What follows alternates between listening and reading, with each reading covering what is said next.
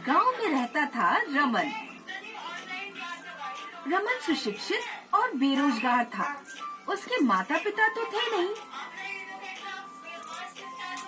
पर हाईवे किनारे जमीन का छोटा सा टुकड़ा था। उसमें रमन सब्जियां उगाता और उन्हें बेचकर अपने खर्चे उठाता। रमन सब्जियां बेचने पार्लर वाली के घर जाता था। पार्लर वाली की बेटी रूपा रमन से सब्जियां खरीदती थी। रूपा जवान और काफी खूबसूरत थी, एकदम दूध जैसी गोरी चिट्टी। रमन रूपा को पसंद करता था। ऑफलाइन हो जाएगा, अभी ऑनलाइन चल रहा है।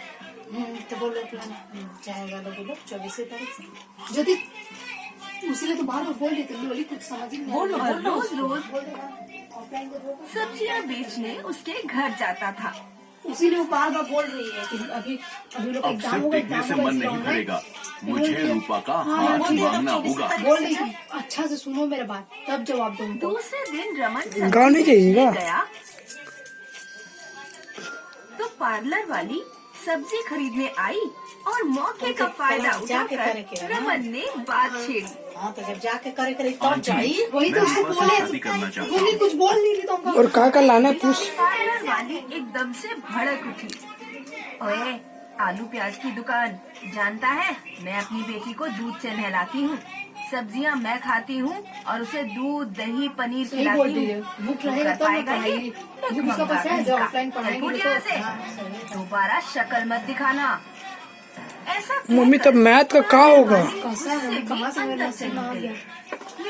एक आध गो खराब रहता है, कसा लगता है। हाँ ऐसे ही लग रहा है। पूरा घर में हमको हो दिन एगो मिलल है, हमारा चिड़िया कसा एकदम बांध दे मुँह में।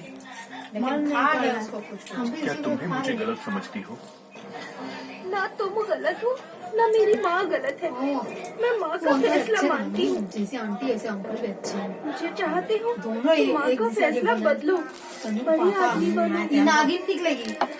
ऐसा कहकर बोले तुम रूपा चिंता भी करिए, चली मैंने गई। हमको बोला तो हम भी नहीं बोले, और अंकल रहने दीजिए, अपनी आंटी को देखिए। घर चला आया। इसलिए दुख मुझे इसका समझना मतलब चाहिए। रूपा मुझे चाहती है, बस दिक्कत है उसकी माँ। बड़ा आदमी बनने के लिए सब्जियों का व्यापार बढ़ाना होगा ऐसा होता है और इंसान उसके लोग। लिए चाहिए आगे पानी। खुद पूजा के फिर पैसा क्या देना है कि नहीं। अपनी सारी जमा पूंजी दांव पर लगाकर उसका नानी भी पूछी थी ना, एक बार उसका बुआ भी पूछी थी हमसे, और हमसे भी एक दिन उसका नानी आगे लेकिन पूछी घोर थी निराशा कि बेटा मिली।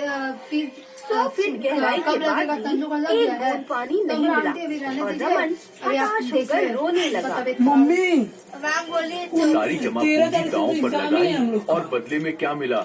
धूल मिट्टी और पत्थर। 24 तारीख से 13 तारीख तक कितना मैच रमन पढ़ेगी? रो रहा था, तभी एक साधु बाबा आए और कहने लगे, पढ़ लेवे ऑनलाइन पढ़ाई तो रोने से वही तो कोई बात फायदा है, मैं नहीं। तो वही बोली है ये कि अगर जमीन शापित है, ऑनलाइन पानी की एक बूंद नहीं मिलेगी। ऑनलाइन पढ़ाते हैं तो ऐसा जो क्यों? जिसका पढ़ाते हैं तो हजारों साल उन लोग पहले से मतलब एक उन लोग का ऋषि जो कमंडलू रहता में है, दूध उसको लेकर जिराफ यहाँ मांग लेते हैं और तपस्या वो करने करके आया फिर था। बेचते हैं। बाप रे, जैसे ही जिराफ उसने मांगती है वो लोग कमंडलू से। रखा, कमंडलू जिराफ को गिर कितना गया पैसा लगता और पता नहीं सारा आपको? दूध जमीन पी गई। क्रोधित ऑफलाइन ही होकर चीज़ है, ऋषि ने अब अपना जमीन जिराफ को सारा शाप कितना दिया। ऑनलाइन भी करवाएगी बीच बूंद में। बूंद को तरसेगी। कराते रहेंगे। पहला यूनिट का पंडित की बात सुनकर दुखी रमन घर चला आया और सो गया।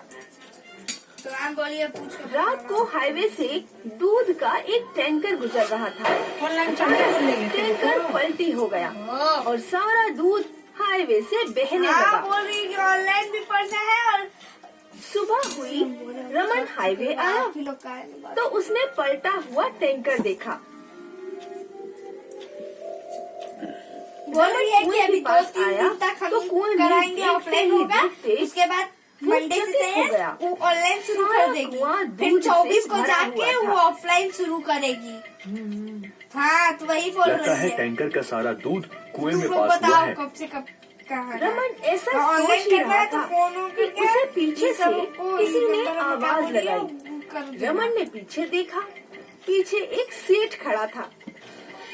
मैं मिल्का सेठ हूँ, मिल्का एंड मिल्का कंपनी का मालिक। किसानों से दूध खरीद कर हमारा टैंकर शहर आ रहा था। पलटी हुआ और सारा दूध आपके कुएं में पास हुआ। क्या हम हमारा दूध निकाल लें? बेशक निकालो, कुआं मेरा है पर दूध तो आपका है। फिर क्या, सेठ ने एक टैंकर बुलवाया, कुएं में वाटर पंप डाला गया और कुएं का चलो, दूध रिकॉर्डिंग हो रहा है। टैंकर में छोड़ने लगे। 2 मिनट के अंदर टैंकर फुल हो गया, लेकिन कुएं से एक बूंद दूध कम न हुआ। सेठ के साथ साथ रमन भी चकरा गया। कमाल है, हमारा एक टैंकर दूध था, सारा निकाल लिया, फिर भी कुआं हिल नहीं रहा। चक्कर क्या है? आज तक जिंदगी में ऐसा कमाल नहीं देखा। भाई रमन, मैं तुम्हें 100 टैंकर्स के पूरे पैसे दे रहा हूँ और कॉन्ट्रैक्ट भी कर रहा हूँ। रोज 100 टैंकर्स दूध चाहिए। मिल्का एंड मिल्का कंपनी तुम्हारे कुएं का दूध बेचेगी। ये लो 50 टैंकर्स के पूरे 1 करोड़ रुपए। सेठ ने रमन को 1 करोड़ थमाए तो रमन की 1 खुशी करोड़। आसमान छू गई।